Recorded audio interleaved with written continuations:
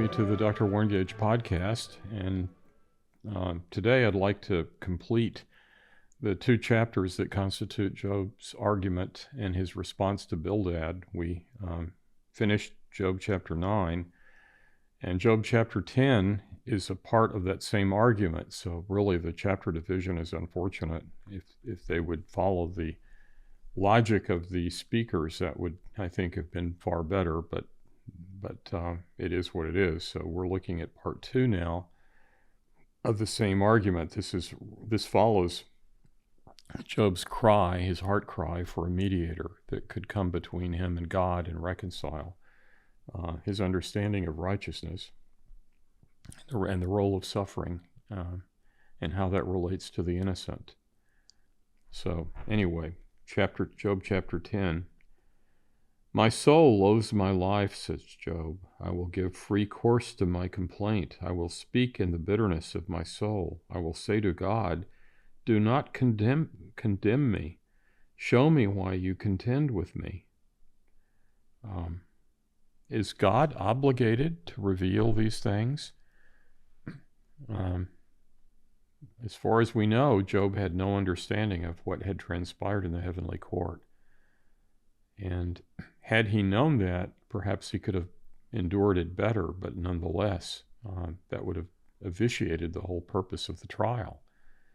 And so he is, by his suffering, by his righteous suffering, he is anticipating Christ, really. Christ, it was not theater when he went to Gethsemane and sweat that sweat and wept those tears. He was crying out in anticipation of the enormous suffering that was in the cup that his Father was giving him. And so he suffered superlatively in order that God out of that could bring the greatest good. But Job doesn't have that example, which helps us to some degree. Perhaps it should in a lot of ways, but we still live within this frame of dust and the weaknesses of the human condition and the weakness of human reason. Does it seem good to you, he's speaking to the Lord, that you should oppress, that you should despise the work of your hands? In other words, you made me. Why would you do this? It's just anticipating Paul. Why did you make me like this? And shine on the counsel of the wicked. Do you have eyes of flesh, or do you see as a man sees? And he's charging that God doesn't fully understand. He hasn't looked out of eyes of flesh. Well, one day he will look out of eyes of flesh, and he will see as a man sees.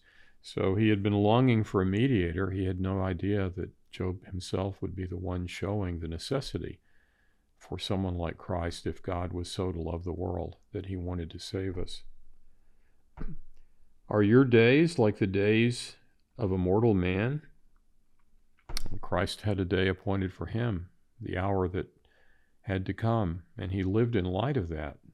He knew that his hour had not yet come, but he knew that his hour would come. So he knew that he was authentically man, which meant he was mortal, but he was also divine, which meant he could not remain in death, in the power of mortality. He would have to be raised again.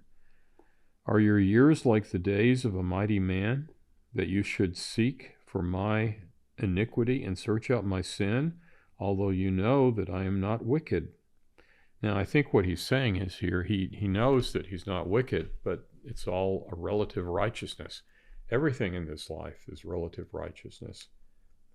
Like I spoke about with the prisoners on their way to Siberia, when we look at people that have been caught, we should recognize our own sin, that we justly would be bound and trundled off to Siberia as well. There's very little, certainly by Christ's standards. How are we guilty if to look at a woman with lust is to commit adultery, or to have anger in your heart toward a brother is murder?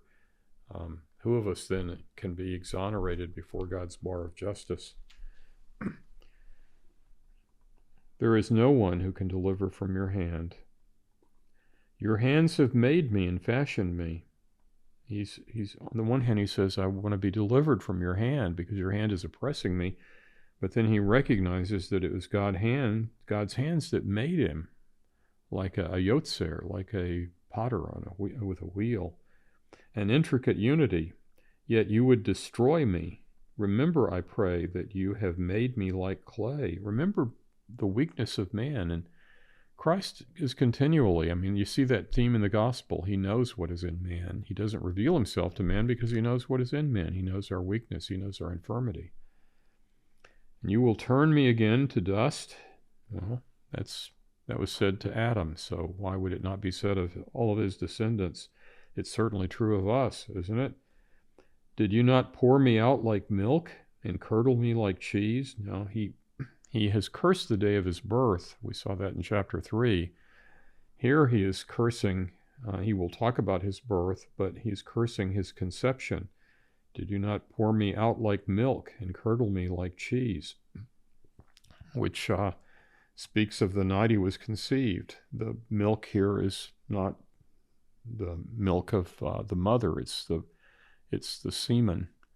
He's been poured out, and then he's curdled. That all of that liquid put together with the egg is curdled into like cheese, into an embryo. Clothe me. You clothed me then with skin and with flesh. All of that was knit together. You knit me together with bones and sinews.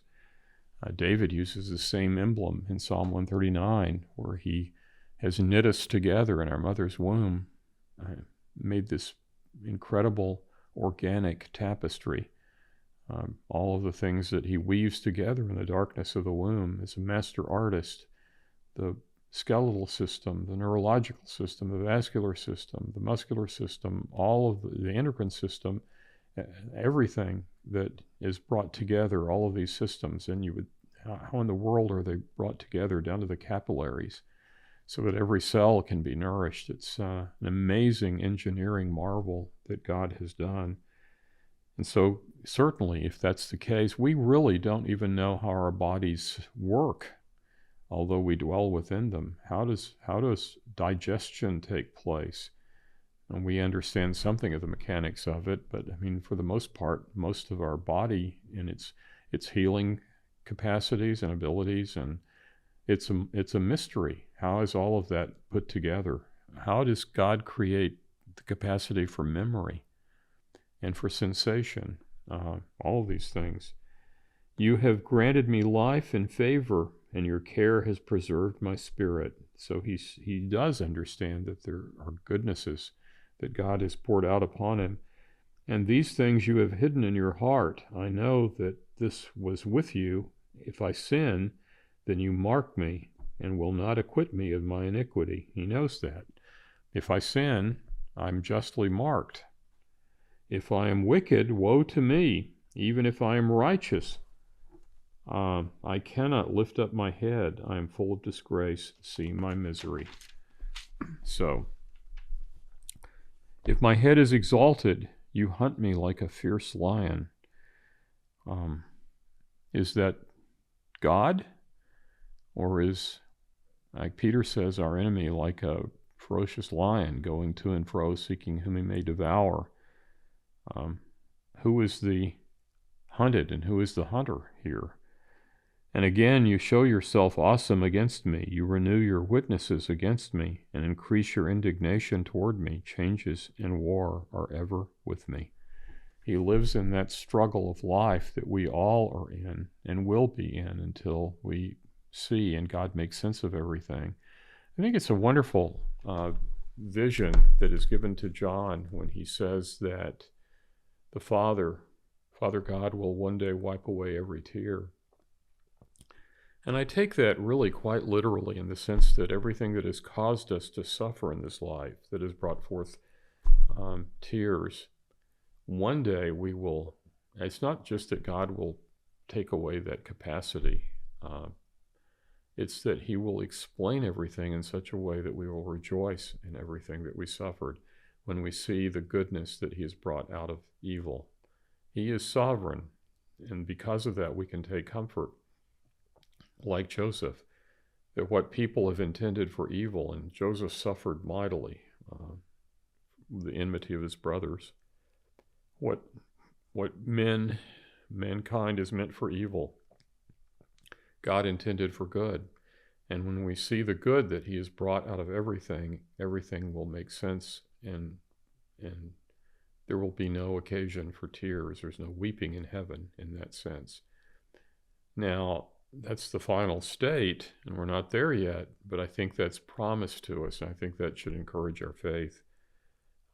That's really a wonderful claim that he will wipe away all of our tears. He says, "Why then have you brought me out of the womb?"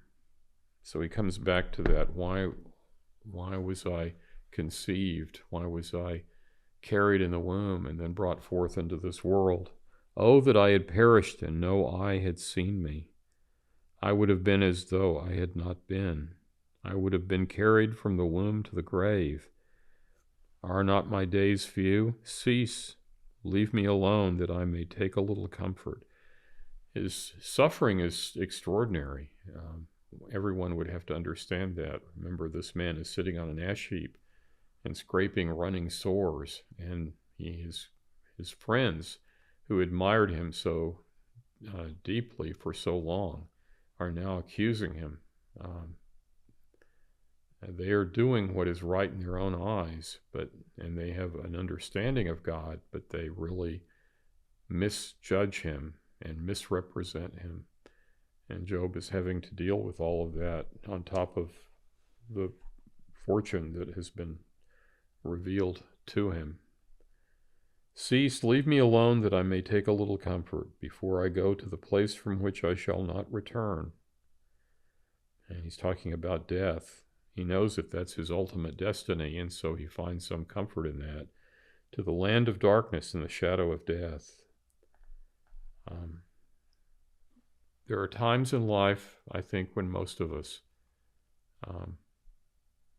if we do not wish for death, we would wish for things that are concomitant with death.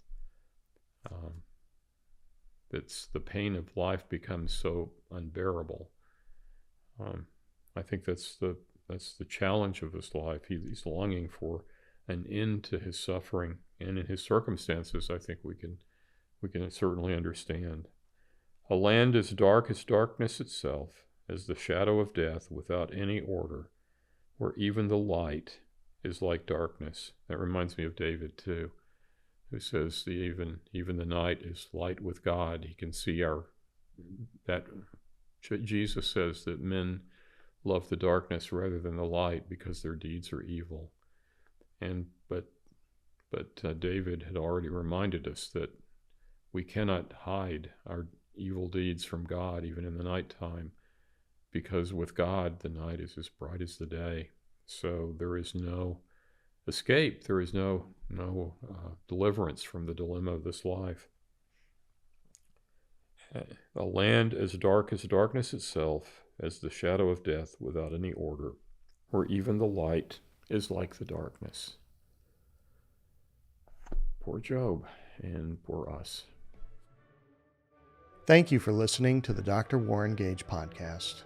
If you enjoyed this message, please be sure to like and subscribe to one of our channels so that you never miss an episode. We'd appreciate it if you could also leave us a review. You can find us on drwarrengage.com, YouTube, Apple Podcasts, and Spotify. To support the podcast and gain access to exclusive offers and content from Dr. Warren Gage, please visit our Patreon account at patreon.com/Dr. Warren Gage. We hope you join us next time on the Dr. Warren Gage podcast.